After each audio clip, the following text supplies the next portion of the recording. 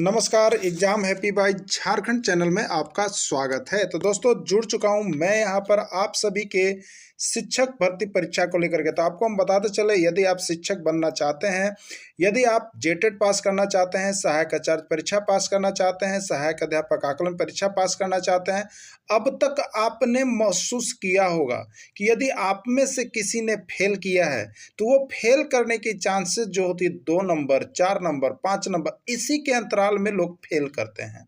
तो यहाँ पर फेल करने का रीजन होता है सीधे सीधे बाजार जाना और वहाँ से प्रैक्टिस सेट लेकर के आना और सीधे 1 महीना के अंदर परीक्षा पास कर जाना। तो ये सारे रोगों से आपको मुक्ति दिलाना पड़ेगा। ये जो है बहुत बड़ी बीमारी है आपकी, जो कि आप ये करते हैं और यहाँ पर पढ़ते नहीं हैं। तो आपको अगर ये 2 नंबर, 4 नंबर, 10 नंबर से यदि आप फेल कर रहे हैं, किसी में रिजल्ट नहीं हो रहा है, तो आप यहाँ पर हमारे चैनल के साथ जुड़िए, जिसमें आपको यहाँ पर एनसीईआरटी टेक्स्ट बुक पर आधारित सारे प्रश्नों की, सारे सब्जेक्ट की तैयारी करवाई जा रही है। जहाँ पर यदि आप जुड़ते हैं तो आपको यहाँ पर 100 नहीं 101% पास होने की गारंटी देता है। जहां आप 2-4 नंबर कम करके चलते फेल हो रहे थे, वहां आपको 2-4-5 नंबर ऑटोमेटिक बढ़ने वाला है। तो आप किसी भी परीक्षा की तैयारी कर रहे हो तो अपनी कमजोरी को छुपाए नहीं। जरूर आपको ये लगा होगा कि ये सही बात है। तो यदि आपको लगता है तो आप यहाँ पर अगर आकलन परीक्षा की तैयारी कर रहे हैं तो 501 रुपये में आपको लाइफ टाइम दिया जा रहा है। अगर जेटेट परीक्षा की तैयारी कर रहे हैं तो 999 रुपये, और सहायक आचार्य परीक्षा की तैयारी कर रहे हैं तो 999 रुपये में आप हमारे साथ जुड़ करके यहाँ पर डेली प्रैक्टिस कर सकते हैं, एनसीईआरटी का नोट्स खरीद सकते हैं। और यहाँ से सारी तैयारियां जब से आप करेंगे तो आपको यह महसूस होगा, कुछ ही दिनों में आपको यह महसूस होगा, आपको पता चलेगा कि जो हम में कमियां थी वो कमी अब दूर हो रहा है। तो आप जल्दी करेंगे और जरूर जुड़। स्थानीय स्वशासन का तात्पर्य क्या है? स्थानीय स्वशासन का तात्पर्य क्या है? स्थानीय स्तर की सरकार, पंचायती राज की सरकार, शहरी क्षेत्र की सरकार या सभी? तो देखिए, स्थानीय स्वशासन मतलब उस स्थान की इकाई, ठीक है। स्थानीय सरकार, ठीक ना। स्थानीय सरकार का मतलब क्या? स्थानीय स्तर की भी सरकार होती है, पंचायती राज की सरकार हो गई, शहरी क्षेत्र, ये सभी स्थानीय स्वशासन उस नगर निकाय के अंतर्गत आता है। तो स्थानीय स्वशासन में स्थानीय स्तर की सरकार भी होगी, पंचायती राज की सरकार भी होगी, शहरी क्षेत्र की सरकार होगी, यानी ये सभी जो है इसमें इंक्लूड हो जाएंगे। झारखंड में किस प्रकार पंचायती राज की व्यवस्था का प्रावधान है? त्रिस्तरीय, द्विस्तरीय, पंच स्तरीय या कोई नहीं? तो आप सभी को इसमें शिक्षक गुण जान रहे हैं। तो झारखंड में किस प्रकार की पंचायती राज व्यवस्था का प्रावधान है? तो यहाँ पर त्रिस्तरीय है, ठीक है, त्रिस्तरीय है ना। किस प्रकार की है? ग्राम स्तर, प्रखंड स्तर, जिला स्तर पर त्रिस्तरीय सरकार का गठन किया गया है झारखंड में। या जितनी पंचायती राज संस्था है लगभग जगहों पर त्रिस्तरीय पंचायती राज व्यवस्था का ही प्रावधान किया गया है। झारखंड में पंचायती राज व्यवस्था में महिलाओं को कितना प्रतिशत आरक्षण दिया गया? इस देखिए सभी टेक्स्ट बुक का और सभी आए हुए प्रश्न है, ठीक है। तो झारखंड में पंचायती राज व्यवस्था में महिलाओं को कितना प्रतिशत आरक्षण दिया गया है? 30%, 40%, 50% या इनमें से कोई नहीं, ठीक है। तो कितना प्रतिशत आरक्षण दिया गया है आप सभी जान रहे होंगे। तो यहाँ पर महिलाओं को जो है 50% रिजर्व सीट किया गया है पंचायती राज चुनाव में, ठीक है, पंचायत के चुनाव में। पंचायती राज व्यवस्था की प्रशासनिक इकाई है ग्राम पंचायत, राज्य पंचायत, राष्ट्र पंचायत या कोई नहीं, ठीक है। तो पंचायती राज व्यवस्था की प्रशासनिक इकाई जो है वो ग्राम पंचायत है, ठीक है। पंचायती राज के लिए किसका होता है? ग्राम पंचायत का चयन होता है और ग्राम पंचायत प्रशासनिक इकाई होती है। ग्राम पंचायत का प्रधान कौन होता है? मुखिया, सरपंच या पंचायत समिति, वार्ड सदस्य या जिला परिषद? तो ग्राम पंचायत का प्रधान कौन होता है? तो ग्राम पंचायत का जो प्रधान होता है वो आपका मुखिया होता है। मुखिया ग्राम पंचायत का प्रधान होता है। मुखिया का उम्मीदवार बनने के लिए न्यूनतम उम्र सीमा कितनी है? देखिए ये प्रश्न जो है अभी हाल फिलहाल बहुत ज़्यादा पूछा जाने लगा है। मुखिया का जब से होता है तो झारखंड के जो एग्जाम हो रहे हैं उसमें ये प्रश्न जो है मुखिया उम्मीदवार बनने के लिए जो न्यूनतम उम्र है वो बार बार पूछा जा रहा है। नहीं, 101% आने वाला ये प्रश्न है, समझ गए। 21 वर्ष, 22 वर्ष, 23 वर्ष या 24 वर्ष? तो क्या होगा इसका राइट आंसर? तो इसका राइट आंसर देखिए हो जाएगा 21 वर्ष। मुखिया को उम्मीदवार बनने के लिए न्यूनतम उम्र सीमा कितने? 21 वर्ष। 21 वर्ष जो उम्मीदवार पूरा कर लिया है वो मुखिया की उम्मीदवारी में खड़ा हो सकता है। मुखिया का पद कितने वर्षों के लिए होता है? 5 वर्षों के लिए, 2 वर्षों के लिए, 3 वर्षों के लिए, 4 वर्षों के लिए? देखिए, तो कोई भी चुनाव जो होता है उसका यहाँ पर अवधि जो होता है लगभग 5 वर्षों के लिए होता है, तो मुखिया का पद भी जो है 5 वर्षों के लिए ही रखा गया है। तो यानी मुखिया का पद कितने होता है? 5 वर्षों के लिए होता है। ग्राम सभा की बैठक की अध्यक्षता कौन करता है? ग्राम सभा की बैठक की अध्यक्षता कौन करता है? मुखिया, पंचायत समिति, जिला परिषद या वार्ड सदस्य। ठीक है, तो ग्राम सभा की बैठक की अध्यक्षता वहाँ के ग्राम पंचायत के प्रधान करेंगे, और ग्राम पंचायत के प्रधान जो होते हैं वो मुखिया होते हैं। इसलिए इसका राइट आंसर जो है ग्राम सभा की बैठक यहाँ पर मुखिया के कर कमलों से किया जाएगा। भारत में पहली बार पंचायती राज व्यवस्था कहाँ लागू किया गया? राउरकेला, राजस्थान, उत्तर प्रदेश या महाराष्ट्र। ठीक है, तो भारत में पहली बार पंचायती राज व्यवस्था जो है राजस्थान में किया गया। कहाँ किया गया? राजस्थान में शुरुआत इसका किया गया है।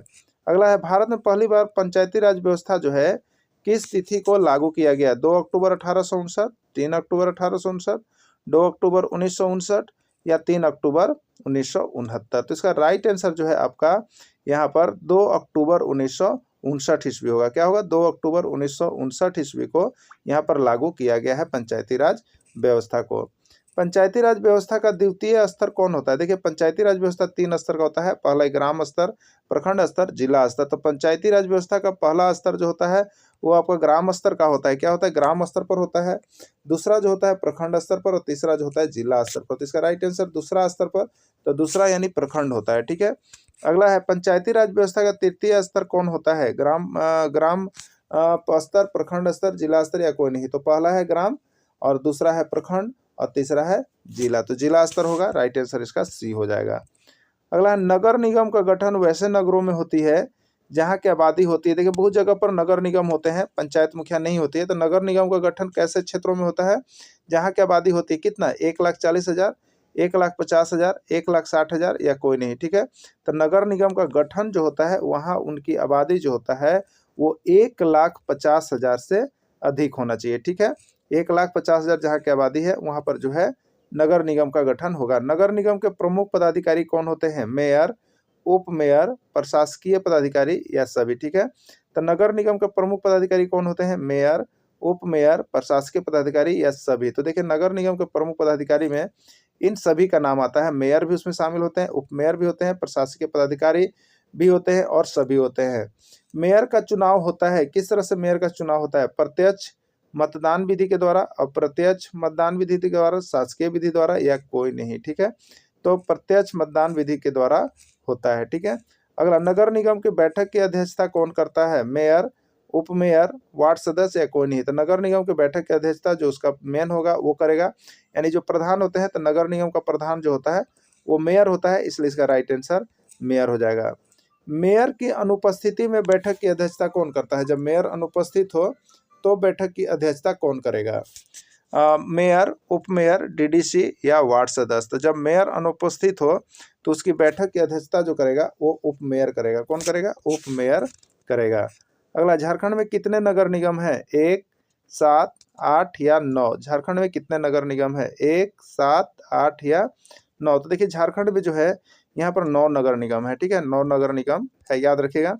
नगर परिषद का गठन प्रायः वैसे क्षेत्रों में किया जाता है जहाँ की आबादी होती है 12,000 से 40,000 के बीच, 40,000 से अधिक, 1,50,000 से कम, 30,000 से अधिक या कोई नहीं। तो देखिए, जो नगर परिषद होता है उसका जो गठन होता है वहाँ की जनसंख्या 40,000 से अधिक होना चाहिए और 1,50,000 से कम होना चाहिए। ठीक है, अगर 1,50,000 से अधिक होता है तो वहाँ पर क्या होता है?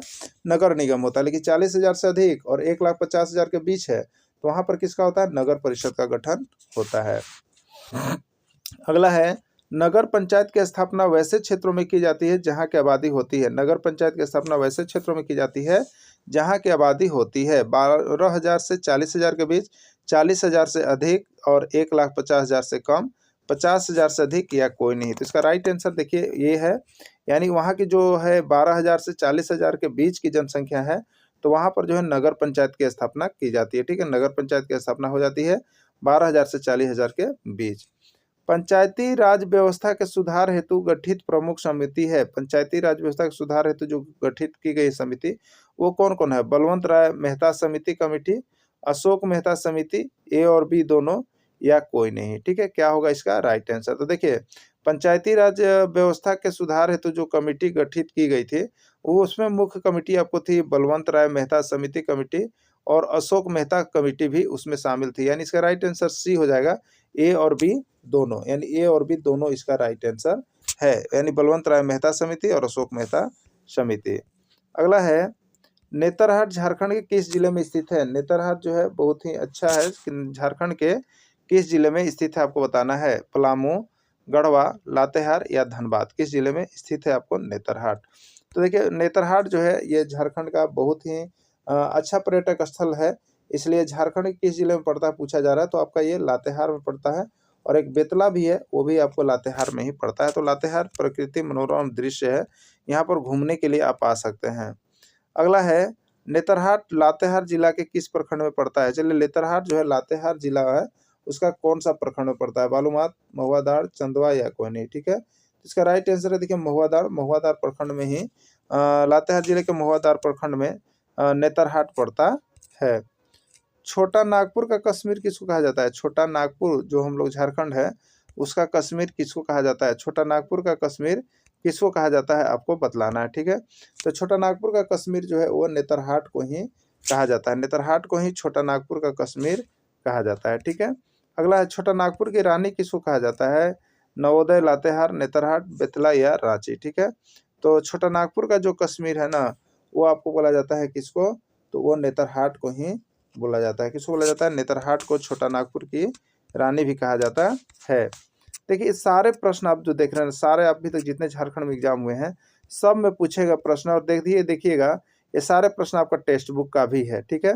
तो इस तरह से ये बहुत ही अच्छा है, टेक्स्ट बुक का जो आपको नोट्स मिल रहा है आप सभी जरूर परचेज करके पढ़ लीजिएगा, क्योंकि यहाँ से आपको मिलेगा जो आप अनुभव कीजिएगा कि आपका जेटेट में आया हुआ था, लेकिन आप में से बहुत लोग नहीं भी बनाए होंगे और इसी कारण 2-4 अंक के कारण छठे भी होंगे, ठीक है। लेकिन आप आज जब यह देखिएगा तो आपको पता चलेगा कि टेक्स्ट बुक पढ़ने का क्या फायदा होता है। तो हम सिर्फ आपके लिए टेक्स्ट बुक पर आधारित इस सारे प्रश्न को लेकर के आते हैं। तो आप सभी अभी तक यदि नहीं जुड़ पाए हैं, अभी तक यदि कहीं डार्क में रह करके कोचिंग कर रहे हैं, संस्था को ज्वाइन किए हैं, तो आप आज ही इस कोचिंग को ज्वाइन करें और यहाँ पर आप जुड़ जाएं, जिससे आपका यहाँ पर बेड़ा पार हो सके और अच्छे मार्क्स आप ला सके। चाहे वो सहायक अध्यापक आकलन परीक्षा है, चाहे वो जेटेट परीक्षा है, तो आपके लिए यह बहुत ही अच्छा कोर्स है और बहुत ही अच्छे नोट्स और पीडीएफ आपको दिए जा रहे हैं। तो आप सभी अवश्य जुड़ जाएंगे अभी फ़ोन करके। तो विश्व का सबसे बड़ा एवं लिखित संविधान किस देश का है? भारत, चीन, अमेरिका या ऑस्ट्रेलिया, ठीक है। तो देखिए भारत का संविधान जो है वो विश्व का सबसे बड़ा एवं लिखित संविधान है। ये आपका 4 बार प्रश्न आपके यहाँ पर झारखंड राज्य में आए हुए हैं, ठीक है। चलिए अगला है, इनमें कौन संविधान की सूची में शामिल होता है? संघ सूची, राज्य सूची, समवर्ती सूची या सभी? तो देखिए भारत की संविधान में जो होता है कौन शामिल होता है? तो भारत के संविधान की सूची में इन तीनों को शामिल किया गया है, संघ सूची, राज्य सूची और समवर्ती सूची, तीनों को शामिल किया गया है, ठीक है। संघ सूची पर कानून कौन बनाता है? संघ सूची जो होता है उस पर कानून कौन बनाता है? राज्य सरकार, केंद्र सरकार, दोनों या कोई नहीं, ठीक है। तो संघ सूची पर जो कानून बनाता है वो आपका किसका होता है? केंद्र सरकार का द्वारा होता है। केंद्र सरकार जो होता है वो संघ सूची पर कानून बनाता है। राज्य सूची पर कानून कौन बनाता है? राज्य सूची पर कानून कौन बनाता है? केंद्र सरकार, राज्य सरकार, दोनों या कोई नहीं, ठीक है। तो राज्य सूची पर जो कानून बनाता है वो होती है आपकी राज्य की सरकार, जिसको हम लोग कहते हैं राज्य सरकार, और इसका राइट आंसर बी हो जाएगा, ठीक है। सारे प्रश्नों को आप देखिएगा, सब प्रश्न आपको यहाँ पर आया हुआ ही है, ठीक ना, सब प्रश्न आया हुआ है, आप एग्जाम में देते होंगे तब। समवर्ती सूची पर कानून कौन बना सकता है? संघ सरकार, केंद्र सरकार, राज्य सरकार, केंद्र एवं राज्य सरकार, दोनों, ठीक है। तो समवर्ती सूची यहाँ पर सम है, मिक्सअप चलता है, यानी केंद्र सरकार और राज्य सरकार दोनों जो है समवर्ती सूची पर कानून बना सकती है। अगला है, समवर्ती सूची में यदि दोनों सरकार के बीच मतभेद हो जाए, तो याद रखिए समवर्ती सूची में यदि दोनों सरकार के बीच मतभेद हो तो अंतिम निर्णय किसका होगा? अंतिम निर्णय किसका होगा? यदि लगता है कि समवर्ती सूची में केंद्र सरकार और राज्य सरकार दोनों कानून बनाती है, लेकिन दोनों के बीच, केंद्र सरकार और राज्य सरकार के बीच मतभेद हो जाए, तो अंतिम निर्णय किसका मान्य होता है? केंद्र सरकार का, राज्य सरकार का, दोनों का या कोई नहीं, ठीक है। तो अंतिम निर्णय जो होता है वो आपका केंद्र सरकार का ही मान्य होता है, न कि राज्य सरकार का होता है, ठीक है। शिक्षा किस सूची का विषय है? देखिए बहुत ही इंपॉर्टेंट क्वेश्चन, और अभी आप देखे होंगे जेटेट में भी आया हुआ था, ठीक है, जेटेट में भी आया हुआ था और लोग नहीं भी मार पाए थे, ठीक है। तो शिक्षा किस सूची का विषय है? संघ सूची, राज्य सूची, समवर्ती सूची या कोई नहीं, ठीक है। तो शिक्षा जो है यहाँ पर किसका विषय है? तो समवर्ती सूची का विषय है, क्योंकि इस पर राज्य सरकार भी कानून बना सकती है और केंद्र सरकार भी कानून बना सकती है, ठीक है।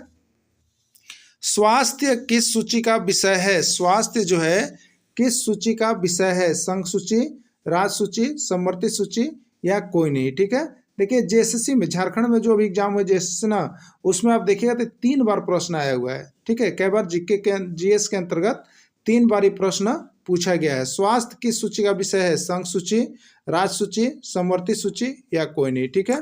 तो स्वास्थ्य जो होता है वो समवर्ती सूची का विषय है। इस पर केंद्र और राज्य जो है दोनों ही कानून बना सकती है। अगला है पर्यावरण किस सूची का विषय है? पर्यावरण किस सूची का विषय है? संघ सूची, राज्य सूची, समवर्ती सूची या कोई नहीं, ठीक है। तो पर्यावरण जो है वो किस सूची का विषय है? समवर्ती सूची का विषय है। केंद्र और राज्य दोनों सरकार कानून बना सकती है। अब हम आपको बता दें, आप देखिए वीडियो के अंत तक जरूर जुड़िएगा। काहे? तो हम आपको बता दें वीडियो के अंत में आपको यहाँ पर ट्रिक का भरमार हम देंगे। केंद्र सूची पर कानून कौन कौन बना सकता है, राज्य सूची में कौन कौन विषय आता है, समवर्ती सूची में कौन कौन विषय आता है, मौलिक अधिकार का नाम याद रखने का ट्रिक, ये सारा चीज हम आपको लास्ट में देंगे। और वहां पर यदि आप देख लेंगे तो आज के बाद इस पर कौन विषय किस में जाएगा, शिक्षा किस में जाएगा, वन किस में जाएगा, पर्यावरण किस में जाएगा, इनकम टैक्स किस में जाएगा, रेलगाड़ी किस में जाएगा, डाक सेवा किस में जाएगा, इस सारे प्रश्नों का जवाब आपको वहां से एक ही बार में कर लीजिएगा। तो हम आपको ट्रिक भी देने वाला है, तो सिर्फ लास्ट तक जुड़े रहिएगा। और लास्ट वीडियो जहां करेगा वहां तो आप जरूर देख लीजिएगा, क्योंकि वहां ट्रिक का आपको बौछार चलने वाला है, ठीक है। देखिए अगला लिखा हुआ है शिक्षा, स्वास्थ्य और पर्यावरण। शिक्षा, स्वास्थ्य और पर्यावरण ये तीनों ऐसे विषय हैं जिस पर केंद्र सरकार और राज्य सरकार दोनों ही सरकार कानून बनाती है, और जिस पर दोनों सरकार कानून बनाती है वो समवर्ती सूची का विषय होता है, ठीक है।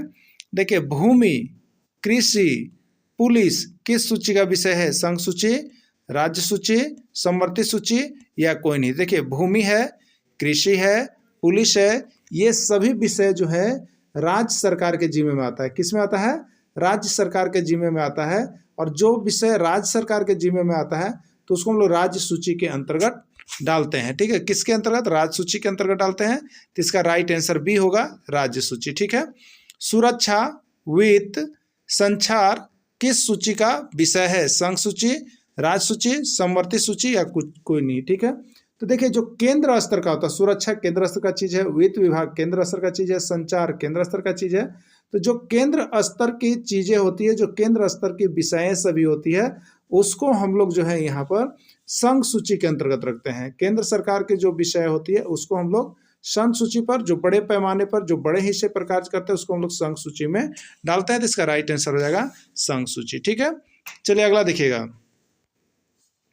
केंद्र स्तर पर कार्यपालिका का संवैधानिक अध्यक्ष कौन होता है? केंद्र स्तर पर कार्यपालिका का संवैधानिक अध्यक्ष कौन होता है? राष्ट्रपति, उपराष्ट्रपति, प्रधानमंत्री या कोई नहीं। तो देखिए केंद्र स्तर पर जो होता है आपको राष्ट्रपति जो होता है कार्यपालिका का संवैधानिक अध्यक्ष होता है। मंत्री परिषद का अध्यक्ष कौन होता है? देखिए मंत्री परिषद का अध्यक्ष कौन होता है, ये जो है आपका प्रश्न बार बार पूछा जाता है कि मंत्री परिषद का अध्यक्ष जो है वो कौन होता है? राष्ट्रपति, उपराष्ट्रपति, प्रधानमंत्री या मुख्यमंत्री। तो देखिए मंत्री परिषद जो होता है वो मंत्रियों का गठन होता है, और उसका जो अध्यक्ष होता है वो आपको यहाँ पर प्रधानमंत्री होता है, ठीक है। क्या होता है? प्रधानमंत्री ना। मंत्री परिषद किसके प्रति उत्तरदायी है? मंत्री परिषद किसके प्रति उत्तरदायी है, ठीक है। देखिए मंत्री परिषद जो होता है किसके प्रति उत्तरदायी है, ये प्रश्न 1001 बार आपके एग्जाम में पूछा गया, 1-2 बार नहीं। मंत्री परिषद किसके प्रति उत्तरदायी है? सर्वाधिक बार अब तक का पूछा हुआ प्रश्न है लोकसभा, राज्यसभा, विधानसभा या कोई नहीं, ठीक है। तो मंत्री परिषद जो होते हैं, जो मंत्री परिषद गठन होता है वो लोकसभा के प्रति उत्तरदायी होते हैं। मंत्री परिषद किसके प्रति उत्तरदायी होता है? लोकसभा के प्रति उत्तरदायी होता है, ठीक है। देखिए अगला है उच्चतम न्यायालय या उच्च न्यायालय के न्यायाधीश की नियुक्ति कौन करता है?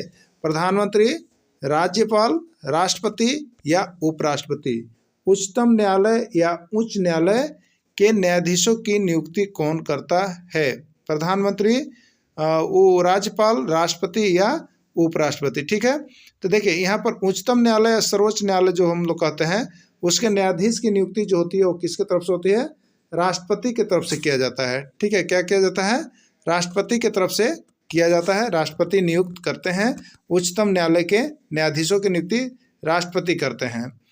अगला है उच्चतम न्यायालय या जो सर्वोच्च न्यायालय है उसके न्यायाधीश को हटाया जा सकता है। कौन उनके न्यायाधीश को हटा सकते हैं? राष्ट्रपति, उपराष्ट्रपति, महाभियोग के द्वारा या कोई नहीं। ठीक है, तो देखिए उच्चतम न्यायालय के न्यायाधीशों की नियुक्ति तो राष्ट्रपति करते हैं, लेकिन उनका हटाने का अधिकार राष्ट्रपति को नहीं है, उपराष्ट्रपति को नहीं है। यहाँ पर उनके हटाने का जो प्रस्ताव है वो आपका महाभियोग यानी महाभियोग के द्वारा हटाया जा सकता है। मौलिक अधिकारों को संविधान की कहा जाता है। मौलिक अधिकार को संविधान की क्या कहा जाता है? भाई, बहन, अंतरात्मा या कोई नहीं। तो मौलिक अधिकार को संविधान की अंतरात्मा कहा जाता है। क्या कहा जाता है?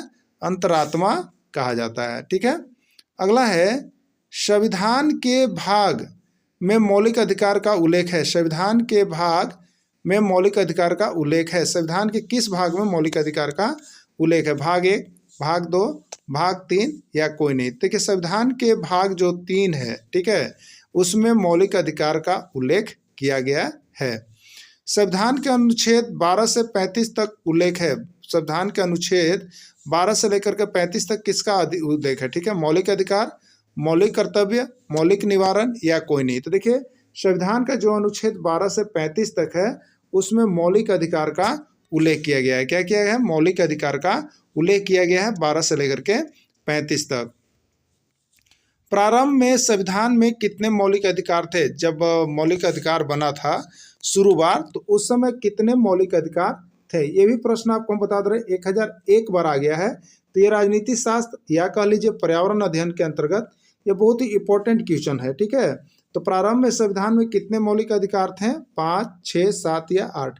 तो प्रारंभ में कितने थे मौलिक अधिकार? जब शुरू बार बना था तो उस समय मौलिक अधिकारों की संख्या 7 थी। ठीक है, वर्तमान में भारतीय संविधान में कितने मौलिक अधिकार है? अभी वर्तमान, अभी की बात यदि कहा जाए तो कितने मौलिक अधिकार हैं? 5 हैं, 6 हैं, 7 हैं या 8 हैं। तो वर्तमान में मौलिक अधिकारों की संख्या जो है वो 6 हो गई है।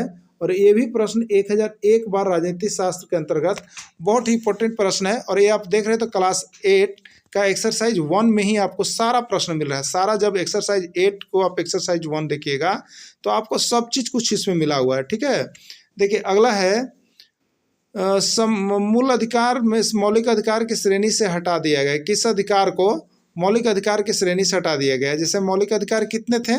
तभी आपको पता था 7, लेकिन वर्तमान में कितने हैं? 6। तो आखिर एक हटा है, इसमें से एक माइनस हुआ है।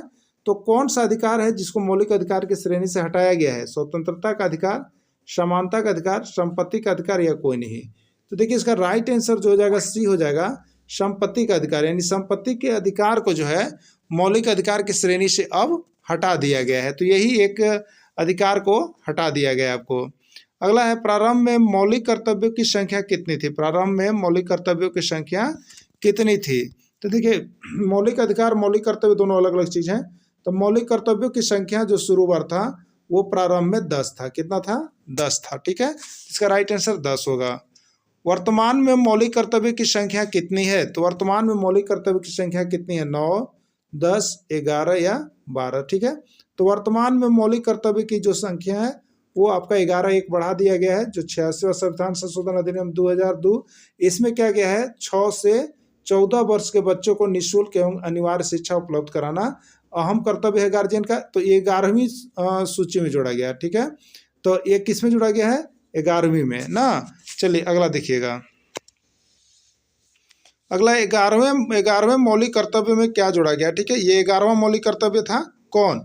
जो आपका यहाँ पर जोड़ दिया गया है 6 से 14 वर्ष के बच्चों की अनिवार्य शिक्षा। तो 11वां मौलिक कर्तव्य में जोड़ा गया है। अब देखिए 11वें मौलिक कर्तव्य में क्या जोड़ा गया है? तो 11वां जो हमारा मौलिक कर्तव्य हो गया उसमें जोड़ा क्या गया है? तो 6 से 14 वर्ष के बच्चों को निःशुल्क एवं अनिवार्य शिक्षा लागू करना, संपत्ति रखना, पर्यावरण की रक्षा करना या कोई नहीं। ठीक है, तो कोई नहीं तो खत्म हो जाएगा। पर्यावरण की रक्षा करना भी नहीं है, संपत्ति रखना भी नहीं है। 11वां जो मौलिक कर्तव्य जोड़ा गया है उसमें 6 से 14 वर्ष के बच्चों को निःशुल्क एवं अनिवार्य शिक्षा उपलब्ध कराने का जोड़ा गया है। किस अनुच्छेद में 6 से 14 वर्ष के बच्चों को निःशुल्क एवं अनिवार्य शिक्षा उपलब्ध कराने का प्रावधान किया गया है? ठीक है, तो देखिए सबसे पहले तो ये यहाँ पर 6 से 14 वर्ष के बच्चों का यहाँ पर कोई अवलोकन नहीं था, लेकिन जब से सर्व शिक्षा अभियान है तब से 6 से 14 वर्ष के बच्चों को निःशुल्क एवं अनिवार्य शिक्षा उपलब्ध कराने का यहाँ पर प्रस्ताव रखा गया। तो यह किस में है? तो देखिए 21 क में है। किस में? 21 का, लेकिन बहुत जगह 21 ही देता है तो आप 21 भी मार सकते हैं, लेकिन 21 का रहेगा तो आपको 21 का करना है। अगला है 6 से 14 वर्ष के बच्चों को निःशुल्क एवं अनिवार्य शिक्षा का उल्लेख किस संविधान संशोधन के अंतर्गत किया गया है? 42वें संविधान संशोधन अधिनियम, 46वें संविधान संशोधन अधिनियम, 86वें संविधान संशोधन अधिनियम 2002 या 61वें संविधान संशोधन अधिनियम 2002। तो अभी आपको बताए थे 6 से 14 वर्ष के बच्चों को निःशुल्क एवं अनिवार्य शिक्षा का उपलब्ध किया जाना है। यह किससे है? तो 86वें संविधान संशोधन अधिनियम 2002 के द्वारा संशोधित किया गया है।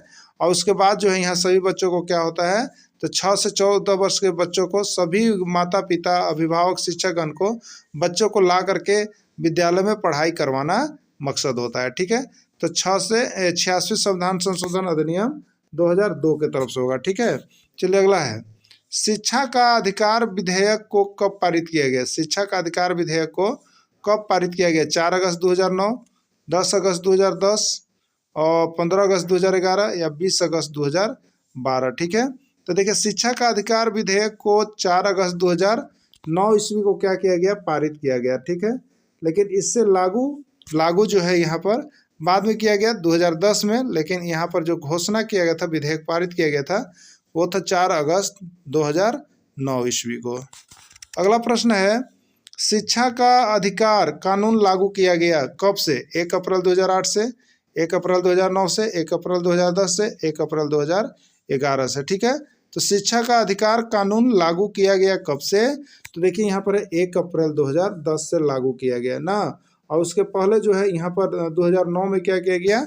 उसमें विचार किया गया और करने के लिए कहा गया। ठीक है, तो सी हो गया। अगला है, अगला आपको हो जाएगा यहाँ पर देखिए इस तरह से यहाँ पर सारे जब आप एनसीईआरटी का नोट्स बना लेते हैं तो हम आपको बता देते हैं एग्जाम में छटने का कोई बात ही नहीं उठता है, कभी भी नहीं सोचिएगा छटने का। 100% आपको स्कोर यहाँ से मिलेगा। तो यदि आप किताब पढ़ लेते हैं तो आपको नोट्स खरीदने की जरूरी नहीं है, लेकिन नहीं पढ़ पाते हैं, नोट्स बनाने हैं, तो आप हमारे यहाँ से परचेज कर लीजिए। नोट्स बनाने की कोई जरूरत पड़ेगी, आपको बना बनाया हुआ मिलेगा, बहुत ही किफ़ायती दामों पर आपको मिल रहा है। इसलिए आप लोग जुड़ने का जरूर प्रयास कीजिएगा। ठीक है, देखिए अगला यहाँ पर शिक्षा का अधिकार विधेयक, शिक्षा का अधिकार कानून कब लागू किया गया? तो यहाँ पर है 1 अप्रैल 2010, बिल्कुल सही आंसर है। चलिए मूल कर्तव्य को किस भाग में जोड़ा गया है? मूल कर्तव्य को किस भाग में जोड़ा गया? भाग 3 में, भाग 3 का, भाग 4 या भाग 4 का। ठीक है, तो मौलिक अधिकार हो गया या मूल अधिकार, और ये मूल कर्तव्य हो गया। तो मूल कर्तव्य को किस में जोड़ा गया है? तो देखिए इसको भाग 4 क में जोड़ा गया है। किस में जोड़ा गया है? भाग 4 क में जोड़ा गया है। ये भी प्रश्न जो है 501 बार आपके एग्जाम में पूछा ही है, मैंने बहुत ही MVI क्वेश्चन है, आप लोग इसको जरूर देख लीजिएगा। मूल कर्तव्य को जोड़ा गया है किस संशोधन के तहत? मूल कर्तव्य को जोड़ा गया है 42वें संविधान संशोधन अधिनियम, 44वें संविधान संशोधन अधिनियम, 86वें संविधान संशोधन अधिनियम या कोई नहीं। ठीक है, तो मूल कर्तव्य को जोड़ा गया है, तो इसमें देखिए आपको आ जाता है यहाँ पर 42वें संविधान संशोधन अधिनियम 2006 की तरफ से। ठीक है, 42वें संविधान संशोधन अधिनियम को यहाँ पर जोड़ा गया है। अब देखिएगा यहाँ पर धर्मनिरपेक्षता का शाब्दिक अर्थ है धर्म का निरादन करना, धर्म का लगाव नहीं रखना, धर्म के प्रति निरपेक्ष भाव का होना, धर्म के प्रति आस्था नहीं करना। ठीक है, तो धर्मनिरपेक्षता यानी धर्म के प्रति क्या होना चाहिए? निरपेक्ष भाव को हम लोग कहेंगे धर्मनिरपेक्षता। इसका राइट आंसर क्या हो जाएगा? सी हो जाएगा, धर्म के प्रति निरपेक्ष भाव का होना। अगला है वैसे अधिकार। अगला क्या है? वैसे अधिकार। ठीक है, मूल कर्तव्य हो गया धर्मनिरपेक्ष। वैसे अधिकार जो व्यक्ति को जन्म से प्राप्त होते हैं वो क्या कहलाते हैं? मानव अधिकार, मौलिक अधिकार, मानव कर्तव्य या मानव धर्मशीलता। तो वैसे अधिकार जो व्यक्ति को जन्म से ही प्राप्त होते हैं वो कहलाते हैं, क्या कहलाते हैं? तो उसको हम लोग क्या कहते हैं? जो जन्म से प्राप्त होता है उसको हम लोग कहते हैं मानव अधिकार के नाम से जानेंगे। क्या जानेंगे? मानव अधिकार के नाम से हम लोग जानते हैं, क्योंकि जन्म से हमको प्राप्त होता है। मानवाधिकार दिवस कब मनाया जाता है? मानवाधिकार दिवस कब मनाया जाता है? 10 दिसंबर, 10 नवंबर, 10 अक्टूबर या 10 अप्रैल। ठीक है, तो मानवाधिकार दिवस कब मनाया जाता है? तो 10 दिसंबर को। कब मनाया जाता है? 10 दिसंबर को मानवाधिकार दिवस मनाया जाता है। मानवाधिकार आयोग का गठन कब किया गया? मानवाधिकार आयोग का गठन कब किया गया? 1992 ईस्वी, 1993 ईस्वी, 1994 ईस्वी या 1995 ईस्वी। तो मानवाधिकार आयोग का गठन कब किया गया? तो देखिए इसका राइट आंसर 1993। अब देखेंगे यहाँ पर समिति के रिपोर्ट के आधार पर संविधान में मूल कर्तव्यों को शामिल किया गया। किस समिति के रिपोर्ट के आधार पर मूल कर्तव्य को शामिल किया गया था? स्वर्ण सिंह समिति, पंजाब सिंह रिपोर्ट, गिरिनाथ सिंह कमेटी या कोई नहीं। ठीक है, तो देखिए स्वर्ण सिंह जयंती समिति के रिपोर्ट के आधार पर संविधान में मूल कर्तव्यों को शामिल किया गया है। किसका? स्वर्ण सिंह समिति, स्वर्ण सिंह समिति के आधार पर। अगला प्रश्न है, देखिए मौलिक अधिकार को नाम याद रखने का ट्रिक हम आपको बता दे रहे हैं। मौलिक अधिकार कितने हैं? तो प्रारंभ में 7 हैं, लेकिन अभी कितने हैं? 6 हैं। उन 6 मौलिक अधिकार का नाम क्या क्या है उसको याद रखने का ट्रिक है। देखिए क्या ट्रिक बनाया गया है?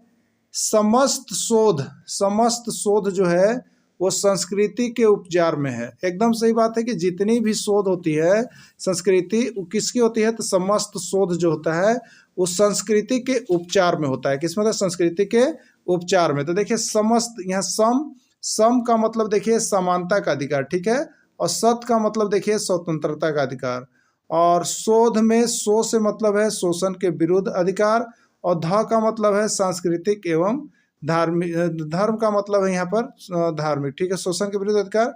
संस्कृति का मतलब सांस्कृतिक एवं शैक्षणिक अधिकार है, और उपचार का मतलब संवैधानिक उपचारों का अधिकार है। तो यही 6 यहाँ पर आपके बनेंगे। ठीक है, तो आप यहाँ पर देख लिए 6 के 6 आपको मिल गया।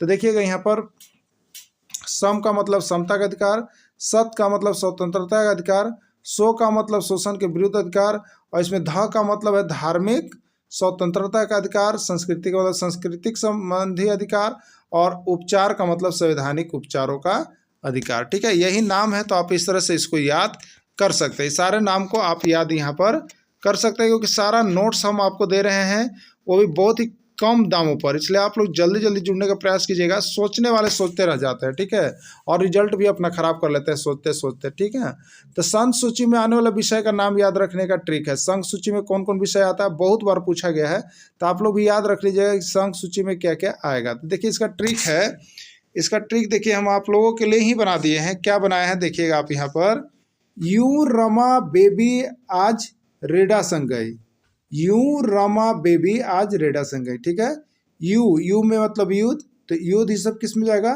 संघ सूची में जाएगा। र का मतलब देखिए रक्षा, रक्षा भी क्या है? आपका संघ सूची का विषय है। माँ का मतलब है देखिए विदेशी मामले, ठीक है। बे का मतलब है बैंकिंग, और एक ब का मतलब क्या है? बीमा। बे का मतलब क्या है? बीमा, ठीक है। आ का मतलब है आयकर, ज का मतलब है जनगणना, रे का मतलब रेल, और डा का मतलब डाक। तो अब देखिए यहाँ पर, तो ये संघ सूची में कौन कौन विषय आता है आप देख लिए, आयकर है, जनगणना है, रेल है, डाक है, यानी केंद्र से जुड़ी हुई जितनी चीजें जाएगी वो सभी संघ सूची में जाएगा। किस में जाएगा? संघ सूची में। अब देखिए राज्य सूची के अंतर्गत आने वाले विषय का नाम याद रखने का ट्रिक। राज्य सूची के अंतर्गत कौन कौन विषय आता है? ठीक है, तो देखिए कृष न्याय पूजा, मतलब कोई कहता है ना कि न्याय की पूजा करो, तो उसी तरह से यहाँ पर कहा जा रहा है कृष न्याय से पूजे। कृष क्या करें? न्याय से पूजे ना राजनीति को। अब देखिए कृषि में यहाँ पर कृषि है कृषि, स से है सिंचाई, यानी कृषि या सिंचाई। उसके बाद देखिए न्याय का मतलब न्याय है, पू का मतलब देखिए पुलिस है, और यहाँ पर जे का मतलब जेल ना। तो इस चीज को यहाँ पर दे दिया गया है कि आपका जो है राज्य सूची के अंतर्गत आने वाला विषय कौन कौन है ना। राज्य सूची के अंतर्गत आने वाला विषय कौन कौन है, केंद्र सूची का हम दिखा दिए थे। चलिए आइए अब देखेंगे समवर्ती सूची के अंतर्गत आने वाला विषय का नाम याद रखने का ट्रिक है। ठीक है, ट्रिक क्या है? देखिए ट्रिक है, श्री शिव जानकार है। श्री शिव क्या चीज है? जानकार है, सबको जानता है। तो श्री का मतलब देखिए श्रमिक संघ, श्रमिक संघ है, और एक शिव में एक सी से है शिक्षा, और व से है देखिए वन, क्या है?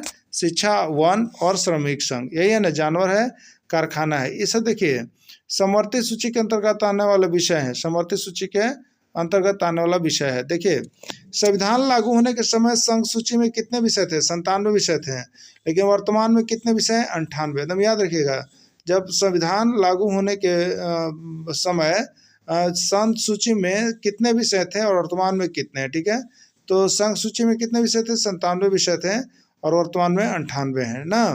अगला, संविधान लागू होने के समय प्रारंभ में राज्य सूची में 66 विषय थे। राज्य सूची में कितने विषय थे? 66 विषय। लेकिन पर्यावरण में कितना हो गया है?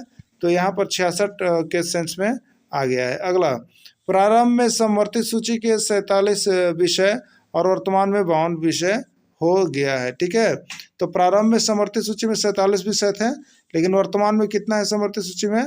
तो 52 विषय हो गया है। अगला, राज्य सूची में कितने विषय हैं? 96, 97, 98, 99 या 62। ठीक है, तो राज्य सूची में कितने विषय हैं? तो राज्य सूची में जो है आपका यहाँ पर 62 विषय दिखा रहा है, 62 होगा। समवर्ती सूची में कितने विषय हैं? 51, 52, 47 या 48। तो समवर्ती सूची में कितने विषय हैं? समवर्ती सूची में जो है आपके 52 विषय है। समवर्ती सूची में कितने विषय हैं? 52 विषय हैं। संविधान का सार माना जाता है। संविधान का सार किसको माना जाता है? प्रस्तावना को, आधारभूत मूल्य को, राजनीतिक व्यवस्था को या सभी को? तो देखिए, संविधान का जो सार है वो आपको किसको माना जाता है? तो प्रस्तावना जो है वो संविधान का मूल सारभूत तत्व है, तो प्रस्तावना को ही संविधान का सार माना जाता है। अगला प्रश्न है, प्रस्तावना में पंथ निरपेक्ष, समाजवादी तथा अखंडता शब्द जोड़ा गया है। कब जोड़ा गया है? 44वें संविधान संशोधन, 42वें संविधान संशोधन, 86वें संविधान संशोधन या कोई नहीं? देखिए, ये प्रश्न भी आपका जेटेट का है और झारखंड के यहाँ पर 2 एग्जाम में ये प्रश्न पूछा गया है। और ये आपका किस क्लास में है? तो आप देखिए यहाँ पर क्लास जो आपको बताएं 8 का एक्सरसाइज 2 है। तो बताइए आता है कि नहीं आता है आपके टेक्स्ट बुक से? तो अभी भी आपका जो परीक्षा है ना वो टेक्स्ट बुक से ही आने जा रहा है। आप यहाँ पर धैर्य रखिए, सारे प्रश्नों को यहीं से लड़ने जा रहा है जो मैं नोट्स आपको दे रहा हूँ। एकदम गांठ बांध लीजिएगा, इसलिए जल्दी जल्दी जुड़ जाइए आप लोग।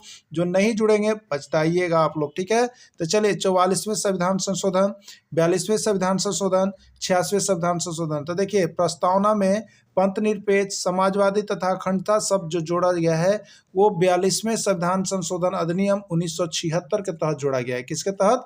तो 42वें संविधान संशोधन अधिनियम 1976 के तहत प्रस्तावना में पंथ निरपेक्ष, समाजवादी तथा अखंडता शब्द जोड़ा गया है। आपको हम बता देते हैं, देखिए इसमें इस तरह से भी प्रश्न पूछा गया है बहुत बार कि प्रस्तावना में अखंडता शब्द जोड़ा गया है, प्रस्तावना में पंथ निरपेक्ष शब्द जोड़ा गया है, प्रस्तावना में समाजवादी पंथ जोड़ा गया है, कैसे जोड़ा गया है। ठीक है, तो इस तरह से बहुत सी चीजें यहाँ पर प्रश्न आपको निकल के आती है जो हम आपको बताते रहते हैं। चलिए अगला देखिएगा, यहाँ पर भारत की प्रथम महिला प्रधानमंत्री कौन थी? राजीव गांधी, श्रीमती प्रतिभा देवी सिंह पाटिल, सोनिया गांधी या श्रीमती इंदिरा गांधी? भारत की प्रथम महिला प्रधानमंत्री कौन थी? तो भारत की प्रथम महिला प्रधानमंत्री कौन थी? आप लोग भी सही आंसर यहाँ पर दे रहे हैं, श्रीमती इंदिरा गांधी जो है भारत की प्रथम महिला प्रधानमंत्री थी।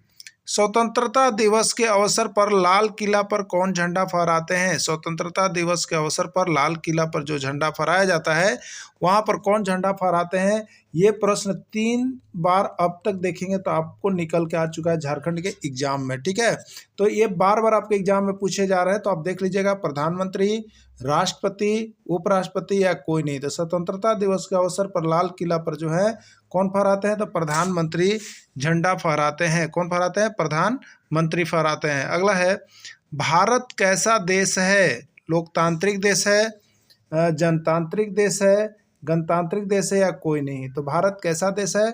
भारत जो है एक लोकतांत्रिक देश है। लोकतांत्रिक देश का मतलब जनता यहाँ पर मुख्य होती है और जनता के द्वारा चुन करके सरकार जाती है।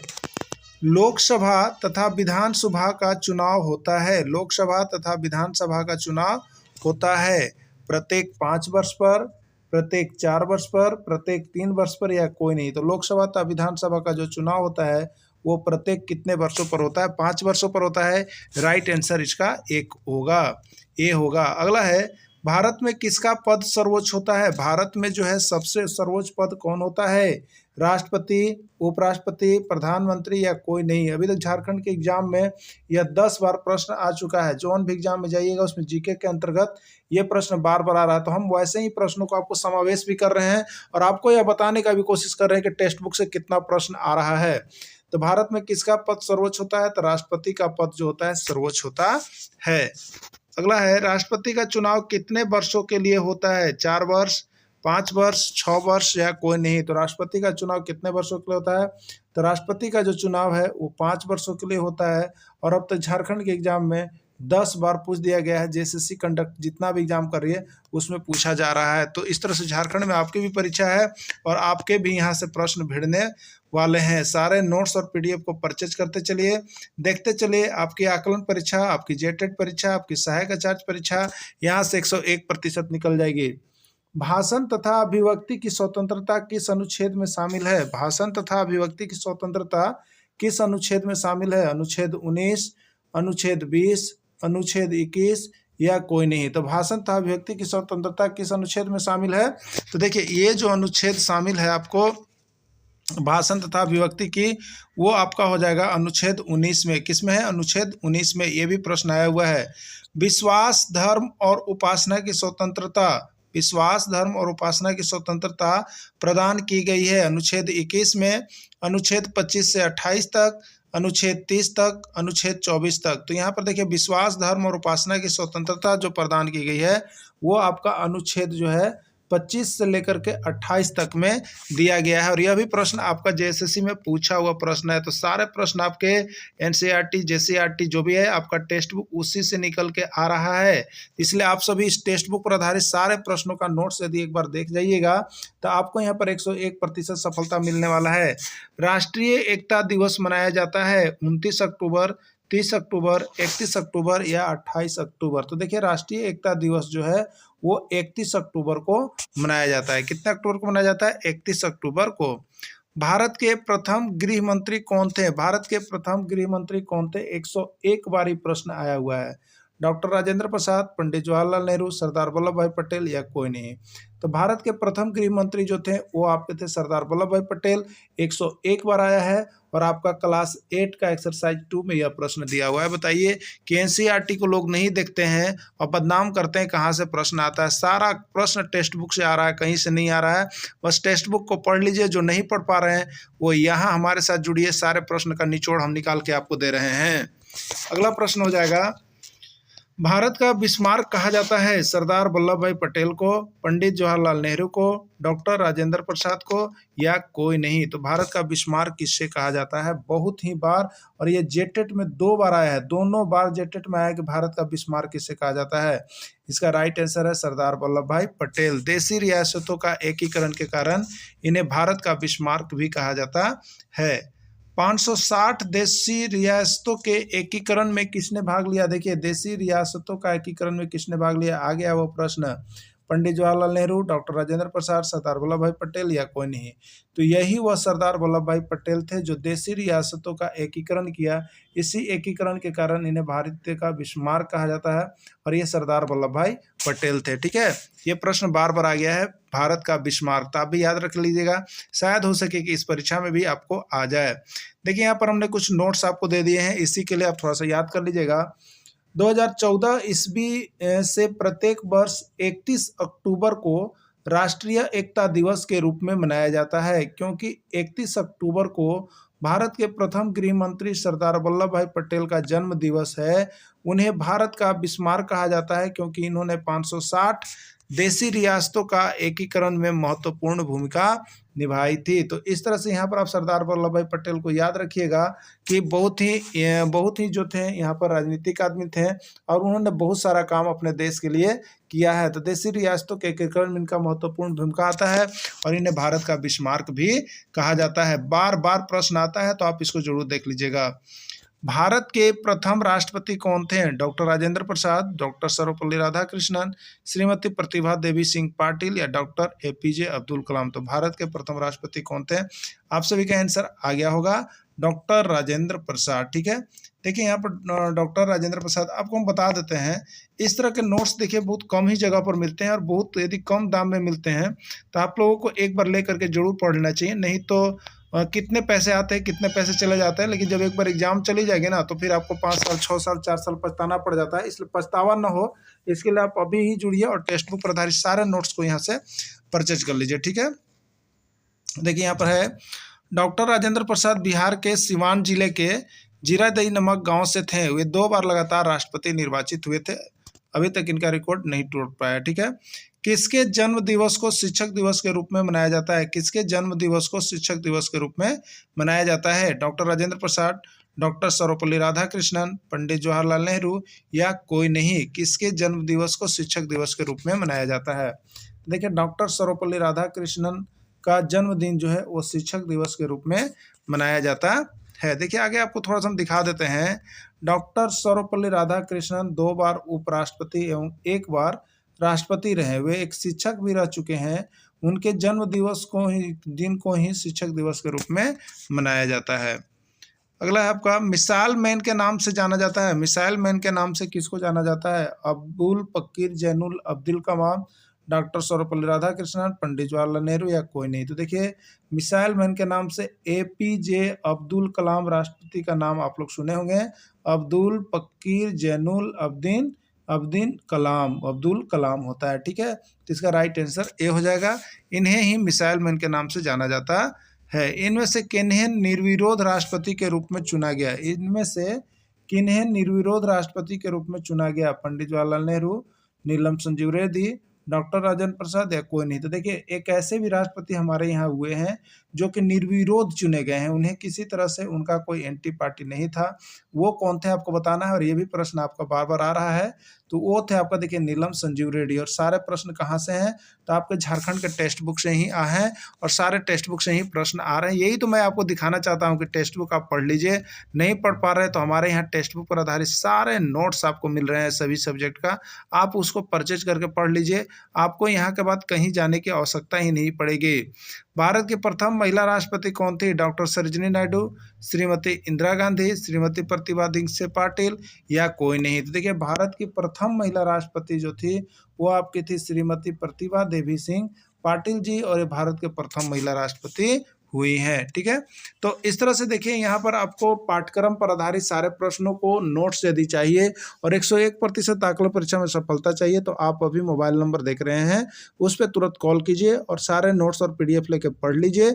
यहाँ से 101% आपको सफलता मिलना तय है। वीडियो के अंत तक जुड़े रहें, इसके लिए आप सभी को बहुत बहुत धन्यवाद।